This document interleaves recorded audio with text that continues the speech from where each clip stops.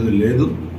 అన్నీ కూడా తీసుకొచ్చి రాష్ట్ర ప్రభుత్వం అంటే ఉమ్మడి కూటమి పెట్టిన మేనిఫెస్టో వాడు మేము పెట్టిన మేనిఫెస్టో కూడా అమలయ్యేటట్టుగా చూస్తాం.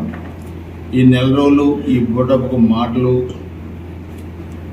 ఈ ప్రజలను మోసం చేసే విధానం వైసీపీ వాళ్ళు, దాని పట్ల అప్రమత్తంగా ఉండాలని చెప్పి కూడా గుజరాత్ ప్రజల్ని కోరుకుంటూ ఎంతో ఆర్భాటంగా చేద్దామనుకున్న నిన్నటి సిద్ధం బహిరంగ సభ అటర్ ఫ్లాప్. సో ప్రజల్లో ఉన్న వ్యతిరేకత ఈరోజు మనకు అర్థమైపోయింది.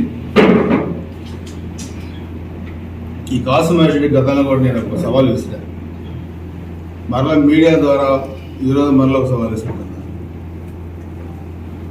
నేను పెట్టిన వ్యక్తిగతమైన సూపర్ 6 మేనిఫెస్టో దాని మీద విమర్శలు చేస్తున్నాను.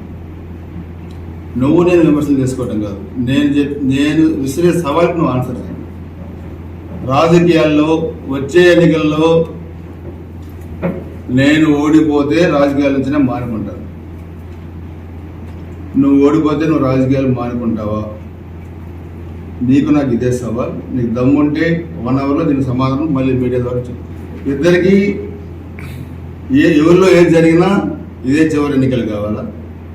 నీకు దమ్ము, నాకు దమ్ము ఉందన్నావు కదా, 1 అవర్లో రిప్లై మీడియాకి రిలీజ్ చేయి. నీ దమ్ము ఏంటి ఒప్పు తెలుసు. తెలుగుదేశం వాళ్ళకి డబ్బు ఉంటే నాకు దమ్ము ఉందన్నావు, మా జగన్ నాకు దమ్ము ఇచ్చాడు. నీ దమ్ము తేలాలి. ఇప్పుడు తేలాలి. 1 అవర్ నీకు టైం ఇస్తున్నా. ఇప్పుడు దాదాపు 12:50 అయింది.